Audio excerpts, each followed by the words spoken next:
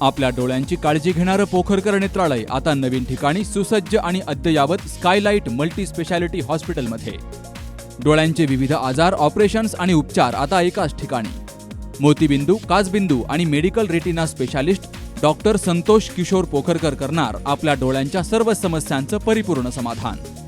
ठिकाण skylight multi speciality hospital, देवाचा मळा, बालाजी अपार्टमेंट जवळ, संगमनेर. संपर्क 02425 29 91 90 आणि 8108 17 63 65. कोपरगाव नगर परिषदेची निवडणूक पुन्हा एकदा जोमात सुरू झालेली आहे. खरं तर ही निवडणूक 2 तारखेलाच होणं अपेक्षित होतं, मात्र काही तांत्रिक अडचणीमुळे ही पूर्ण निवडणूक पुढे ढकलली गेली. त्यामुळे सर्वच राजकीय पक्षांबरोबरच उमेदवारांची देखील खूप दमछाक या ठिकाणी झालेली आहे. मात्र या संधीचं सोनं करण्याचा प्रयत्न काही उमेदवार करतायत. आज आपण कोपरगाव नगर परिषद या निवडणुकीच्या रिंगणामध्ये आलेलो आहोत. या ठिकाणी नगराध्यक्ष पदाचे भारतीय जनता पार्टीच्या वतीने जे उमेदवार आहेत ते परागजी संधान आज आपल्या समवेत आहेत. खरं तर या ठिकाणी महायुतीचे सर्वच घटक पक्ष जे आहेत ते सर्व स्वतंत्रपणे निवडणूक लढवत आहेत. परागजी संधान जे आहेत ते पाठीमागे जी 9 वर्षापूर्वी जी निवडणूक झाली होती त्यावेळेस सुद्धा त्यांनी आपलं नशीब आजमावलं होतं, मात्र त्या ठिकाणी देखील मिसळता पराभव त्यांना पत्करावा लागला होता. मात्र यावेळेस ते पूर्ण ताकदीनिशी आणि पूर्ण यंत्रणेसह या निवडणूक रिंगणात सक्रिय झालेले आहेत. नेमकी त्यांचा विश्वासनामा काय आहे, कोपरगावकरांचे प्रश्न काय आहेत आणि गेल्या अनेक वर्षामध्ये किंवा 10 वर्षामध्ये कोपरगावकरांचे कोणते प्रश्न सुटलेले आहेत आणि त्यांचं व्हिजन काय आहे, नगराध्यक्ष झाल्यानंतर ते काय काम करणार आहेत, या सर्व प्रश्नांवर आज आपण चर्चा करणार आहोत नगराध्यक्ष पदाचे भारतीय जनता पार्टीचे उमेदवार परागजी संधान यांच्याबरोबर. साहेब नमस्कार. नमस्कार. खरं तर आपण गेली आता आपण 9 वर्ष म्हटलं तरी चालेल, कारण मागच्या पंचवार्षिकलाही तुम्ही उमेदवारी केलेली होती, आता पुन्हाही रिंगणात आलेले आहेत. हा जो काही 9 वर्षाचा कालावधी यामध्ये गेलेला आहे कोपरगावकरांसाठी, हा कसा राहिलेला आहे? गेल्या 9 वर्षात परिस्थिती जी 2016ला होती तीच आजही शहराची तशीच परिस्थिती आहे. कोणत्याही परिस्थितीत बदल झाला नाही. धूळ तशीच आहे, रस्ते तसेच आहे, पाण्याची परिस्थिती, आरोग्याची, म्हणजे शहराच्या सगळ्या समस्या तशाच आहे. कोणताही बदल झालेला नाही, उलट समस्या वाढलेल्या आहे.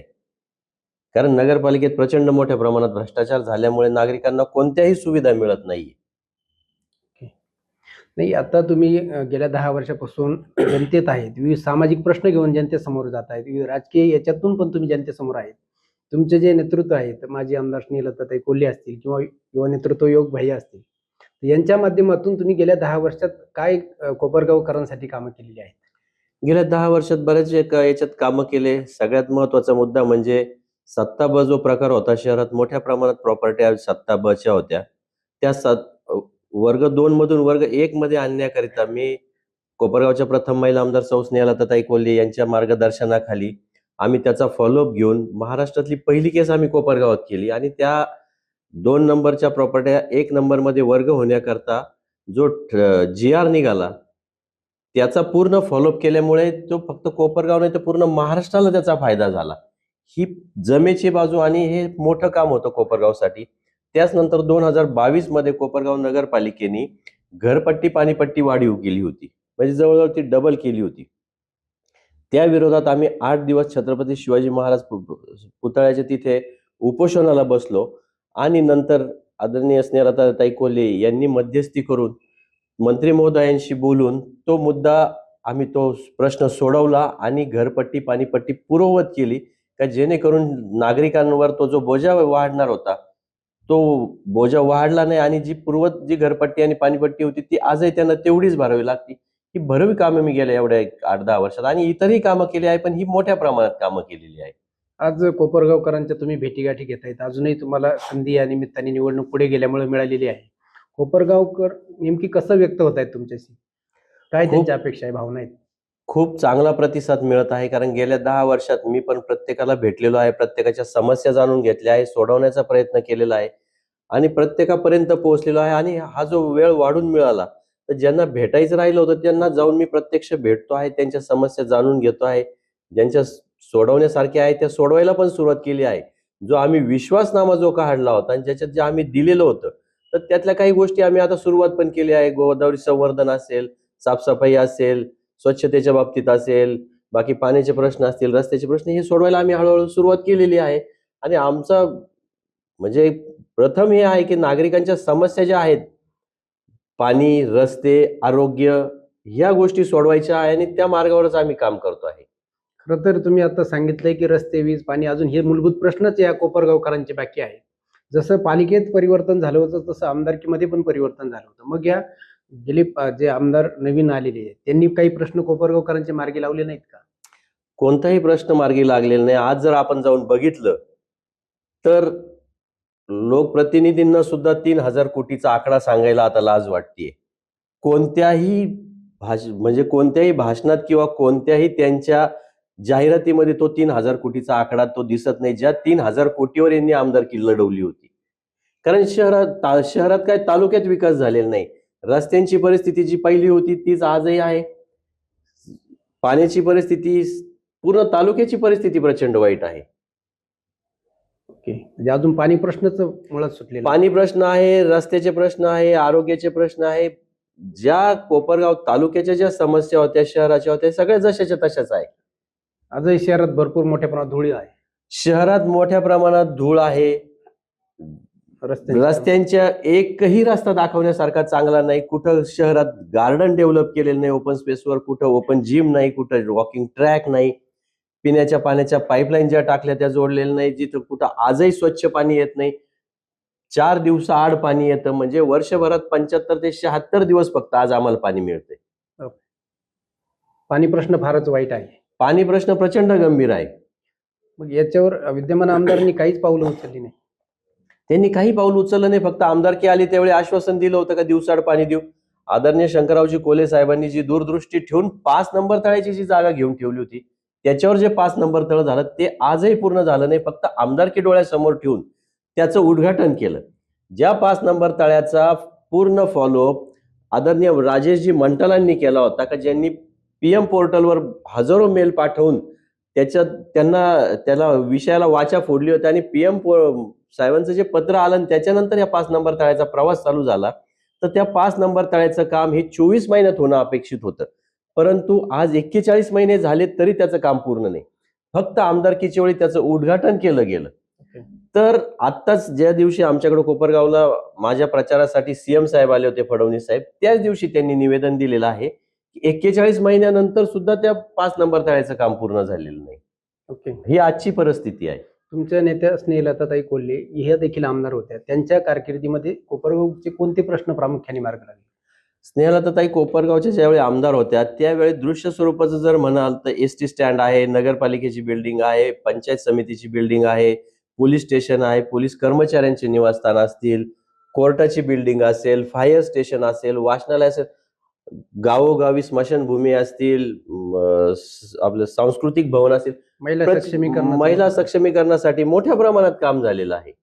एकंदरीतच जर बघितलं, आज कोपरगावची निवडणूक ही मुद्द्यावरून मुद्द्याकडे चाललेली आहे. सोशल मीडियावरचं जर आपण वातावरण बघितलं तर मोठ्या प्रमाणात टीका तुमच्याकडे होताना दिसते. मात्र तुमच्याकडून त्या पद्धतीनं कुठलंही उत्तर दिले जात नाही किंवा समोरच्यांवर टीका केली जात नाही. हे नेमके काय? मी सोशल मीडियावरच्या टीका किंवा माझ्यावर झालेल्या टीकांना मी उत्तर देत नाही, कारण मी विकासाच्या मुद्द्यावर इलेक्शन लढतोय आणि समोरच्यांकडे विकासाच्या मुद्द्यावर आणि आमच्यावर बोलण्यासारखं काही नाही, म्हणून ते कुठंतरी वेगळ्या विषयावर भरकटलेले आहे. ते विकासाच्या मुद्द्यावर बोलतच नाही.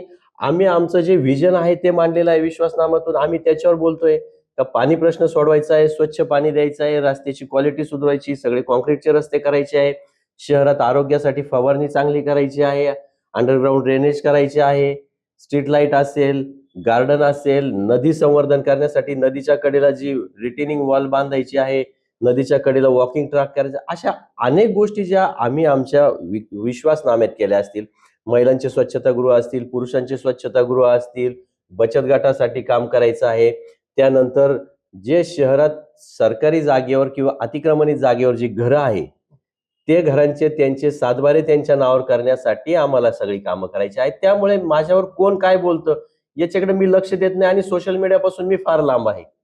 मी कधी व्हॉट्सअपवर ऍक्टिव्ह नसतो, कारण त्याच्यावर अननेसेसरी वेळ घालण्यापेक्षा तेवढा वेळ आपण आपल्या सामाजिक आणि राजकीय कामाला दिला तर नक्कीच लोकांच्या अडचणी सोडू शकतो आपण. नक्कीच. कोपरगावची जी नगराध्यक्ष पदाचे उमेदवार आहेत आता सगळं जे काही फोकस सगळ्या जो दिसतोय प्रचाराचा, हा सगळ्या नगराध्यक्ष पदाचे जे उमेदवार आहेत ते ज्या त्या पद्धतीने करतायत. मात्र या स्पर्धेमध्ये आता समजा 5 तुल्यबळ उमेदवार आहेत, त्याच्यामध्ये 2 माजी नगराध्यक्ष पण आहेत. या तुलनेत तुमचा प्रवास आणि ते अनुभवी उमेदवार, तर याच्याकडे कसं बघताय मग तुम्ही? त्यांचा प्रवास जर बघितला तर 2 जुने जे माजी जे नगराध्यक्ष आहेत त्यांचा प्रवास वेगळा आहे. माझ्या समोर ज्यांची कॉम्पिटिशन आहे, जे 20-25 वर्षापासून शहरात नाही, कोणत्या सामाजिक कामात नाही किंवा शहरातल्या कोणत्या आपत्तीत किंवा कोणत्याही विषयात नाही, धार्मिक कामात नाही. त्यामुळे आणि ते कुठं फिरलेले नाही शहरात. त्यामुळे मी अशी काही कॉम्पिटिशन समजतच नाहीये. ओके. का तर मी प्रत्येक भागात गेलेलो आहे, तिथल्या समस्या मला माहिती आहे आणि त्या कशा सोडवायच्या याची ब्लूप्रिंट पण आमची तयार आहे.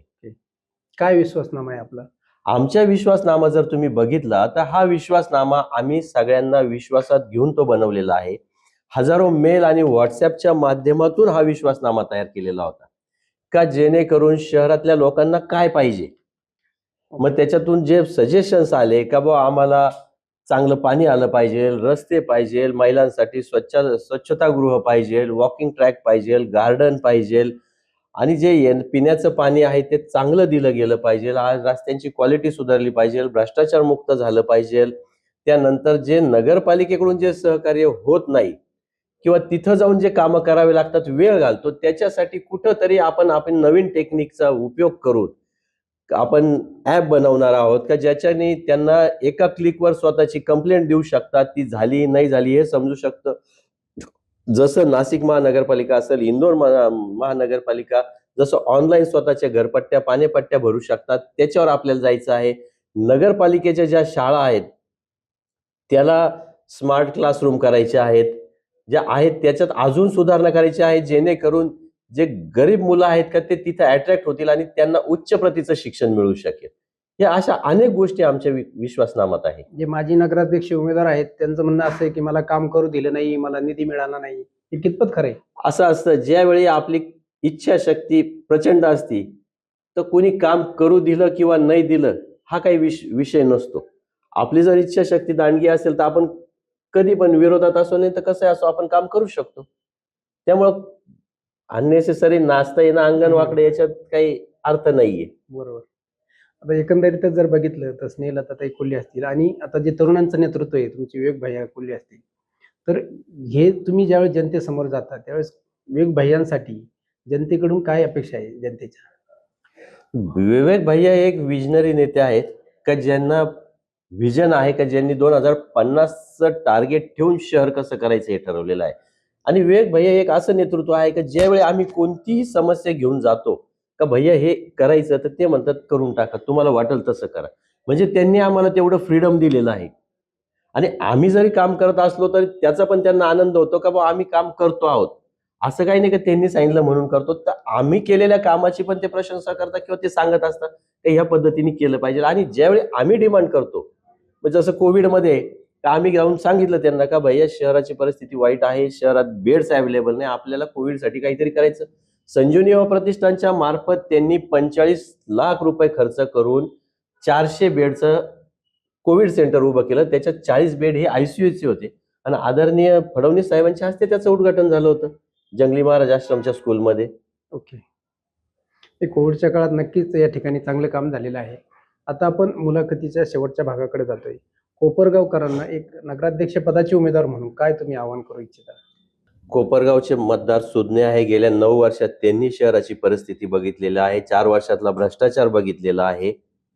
त्यामुळे ते परिवर्तन करणार आहे. आणि जे नगरपालिकेच्या नागरिकांना आम्ही एक विश्वास दिला आहे का आतापर्यंत नगरपालिकेच्या इतिहासात कधीही प्रभाग समिती झालेली नव्हती. ओके. तर ती प्रभाग समिती आम्ही आमच्या विश्वासनाम्यात दिली आहे का प्रत्येक प्रभागामध्ये एक 5 ते 7 लोकांची प्रभाग समिती होणार आहे. त्याच्यात मग त्या प्रभागातले कोणी समाजसेवक असेल, डॉक्टर असेल, वकील असेल, सीए असतील, जे त्यांना त्या प्रश्नांची जाण आहे किंवा त्या सामाजिक कामात असतात ते, प्लस त्या प्रभागाचे 2 नगरसेवक, नगराध्यक्ष हे त्या प्रभाग कमिटीत असतील ओके. आणि त्यांच्या चर्चेतून त्या प्रभागाचा विकास करायचा आहे. दर 3 महिन्यांनी प्रभाग समिती आणि नगरपालिकेचे आरोग्य विभागाचे अधिकारी, पाणी पुरवठा, सीओ, बाकीचे बांधकाम विभागाचे अधिकारी यांच्यासह दर 3 महिन्यांनी प्रभागात जाऊन आम्ही बैठका घेणार आहोत का, जेणेकरून नागरिकांचे प्रश्न हे जागच्या जागी सोडण्याची प्रयत्न करणार आहोत. म्हणजे हे जनतेच्या सहकार्याने आणि त्यांच्या ज्या अपेक्षा आहेत त्या पद्धतीने आम्ही कामकाज करणार आहोत आणि भ्रष्टाचार मुक्त काम आम्हाला करायचं आहे. ठीक हो. आता तुम्ही त्या टीमचे कॅप्टन आहात. बाकीची जी नगरसेवक मंडळी तुमच्या पॅनलमध्ये आहेत त्यांच्याबद्दल थोडंसं जाणून घ्यायला आवडेल. जे नगरसेवक जे दिलेले आहेत, जे सक्षम आहेत, युवक आहेत, जे 24 तास 365 दिवस काम करू शकतात, वेळ देऊ शकतात, ज्यांना नागरिकांच्या प्रश्नाची जाण आहे आणि गेल्या 10-20 वर्षापासून जे नागरिकांमध्ये आहे, असे उमेदवार भारतीय जनता पार्टी, RPI, लोकसेवा आघाडी, मित्र पक्षांनी दिलेले आहे. आम्ही असे बाकीच्यांसारखे आयात करून उमेदवार दिलेले नाही. हे सर्व भारतीय जनता पार्टी आणि कोल्हे कुटुंबाशी जे पहिल्यापासून निगडीत आहेत त्यांनाच उमेदवारी दिलेली आहे आणि आम्हाला विश्वास आहे की पुढच्या 5 वर्षात ते शहराचा चेहरा मोहरा बदलण्याकरता माझ्या बरोबर मला साथ देऊन काम करणार आहेत आणि आम्ही नागरिकांच्या जास्तीत जास्त समस्या सोडवणार असा मला वैयक्तिक विश्वास आहे. शेवटी जाता मतदारांना काय आव्हान करा? मी मतदारांना असंच आवाहन करणार आहे का आपण आतापर्यंत जो विश्वास दाखवला, मला तर नगराध्यक्ष पदाला आपण निवडून देणार आहातच आणि खाली सुद्धा 30-0 करणार आहे याची पण मला गॅरंटी आहे. तरी मी सर्व नागरिकांना एक विनंती करतो की या परिवर्तनाच्या लढाईमध्ये आपण आपलं आशीर्वाद रूपी बहुमोल मत आमचं भारतीय जनता पार्टी, RPI आणि मित्र पक्षांचे जे 30 आणि मी एक नगराध्यक्ष पदासाठी जो उभा आहे, तर यांना कमळ, काही ठिकाणी छत्री आहे आणि 4 नंबर प्रभागामध्ये कब्बशी आहे, या समोरील बटन दाबून आपण आम्हाला जास्तीत जास्त मतांनी निवडून द्यायचं आहे ही मी आपल्या सर्वांना विनंती करतो. आणि आपण जे आपलं आशीर्वाद रूपी मत देणार आहात तर आम्ही निवडून आल्यानंतर आम्ही आपली सेवा करण्यासाठी 24 तास 365 दिवस कार्यरत राहणार आहोत. ही ग्वाही आम्ही आपल्याला आधी पण दिलेली आहे, आजही पण देतो आहोत आणि मला पण ती गॅरंटी आहे की आपण सुद्धा आपला आशीर्वाद रूपी मत आम्हाला देणार आहात. धन्यवाद संदन साहेब. तर हे होते भारतीय जनता पक्षाचे नगराध्यक्ष पदाचे उमेदवार परागजी संधान. त्यांनी ठामपणे या ठिकाणी सांगितलेलं आहे की भ्रष्टाचार मुक्त कारभार हा आमचा असेल आणि जो 21 तारखेला जो काही निकाल असेल तो आमच्याच बाजूने असेल. आमचे सर्व टीम या ठिकाणी निवडून येतील असा ठाम विश्वास या ठिकाणी परागजी संधान यांनी व्यक्त केलेला आहे. पुन्हा भेटूया पुढील मुलाखतीत. तोपर्यंत नमस्कार. सौंदर्य केवळ डोळ्यात नसतं, ते असतं दागिन्यांमध्येही. सोने, चांदी, हिरे आणि त्यावर तुमचं नाव कोरणारं एक विश्वासाचं नाव म्हणजेच संगमनेर येथील ओम मयूर ज्वेलर्स. पिढ्यानपिढ्यांचा वारसा असलेले दागिने आधुनिक डिझाईन सोबत आता तुमच्या जवळ. लग्न कार्य असो, सण असो वा खास क्षण, ओम मयूर ज्वेलर्स मध्ये मिळेल प्रत्येक प्रसंगासाठी खास दागिने, खास तुमच्यासाठी. ओम मयूर ज्वेलर्स म्हणजे तुमच्या सौंदर्याचा हक्काचा दागिना. सुवर्ण बस्त्यासाठी आता कशाला नाशिक पुणे, संगमनेर मध्येच आहे आता नवनवीन दागिने. आजच भेट द्या ओम मयूर ज्वेलर्स, अशोक चौक, संगमनेर, जिल्हा अहिल्यानगर. संपर्क 9372 012 044.